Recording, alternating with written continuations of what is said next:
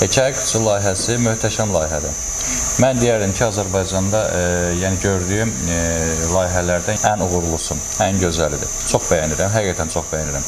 Və bəyəndiyimə görə də bu layihəyə mən razılıq verdim. Yoxsa ki, ailəvi olaraq, yəni öz iç sirlərimi hər layihəyə danışılası deyil. Yəni tematik olaraq. Və layihənin quruluşu, layihənin zövqü məni çox qane elədi. Çox gözəldir. Və bir də layihənin samballığı. Afərin sizə. Yəni ona görə mən sizə həmişə diqqətlə istəyirəm. Və o layihədə çatışmayan heç nə yoxdur. Mənim o, yəni hər bir xırda detal orada nəzərə alınmağına görə çox xoşum gəlir. Yenə də çox sağ olun. Bunu mən dönə-dönə hamıya tövsiyə edirəm. Hər bir iş adamı olaraq, yəni sahibkar olaraq necə qalxdığını, necə düzənə gəldiyini mütləq şəkildə sir saxlamamalıdır. Ətrafla bölüşməlidir. Necə ki, hekayə qutusu layihəsi də bunun üzərində quruldu. İnşallah ki, biz də bölüşə bildik bu uğurlu alanda. Bəli. Hekayə qutusunda, yəni biz özümüzü orada kəşf elədik və yəni insanlar tərəfindən bəyəndiyimizi gördük. O da sizin sayənizdə çox sağ olun, ona görə də həqiqətən də bizə məsələn hekayə qutusundan da, yəni oradakı biz çıxışımızdan sonra bizə gələn adamlar, biz sizi görmüşük hekayə qutusunda, siz belə danışırdınız, sizin səmimiyyətinizə inanmışıq.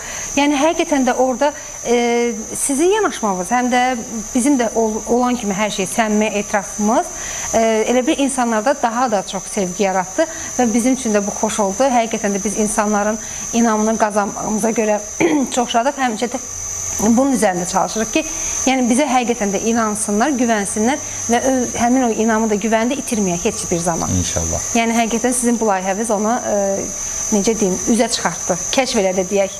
Həqiqətən də. Hər bir insanın iş adamı deyək olsun, standart insanlarda da var. Hər bir iş adamının həyatında eniş-yoxuş var. Mütləq şəkildə eniş-yoxuş var. Və o eniş-yoxuşu ağlamadan, sızıldamadan örnək olaraq ətrafa bölüşməlisən. Hekayə qutusu da buna olaraq çox gözəl layihədir. Ancaq sizə bravo. Ancaq sizə alqışlayıram. Çox sağ olun.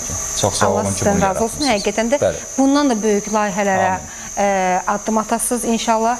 Yəni böyük layihələr ərsəyə gətirəsiniz və insanları maarifləndirəsiniz və necə deyim, əziyyət çəkənləri, hansısa bir iş quranları, onları daha da yəni ki tanıdasınız bizim millətə. Çox sağ olun.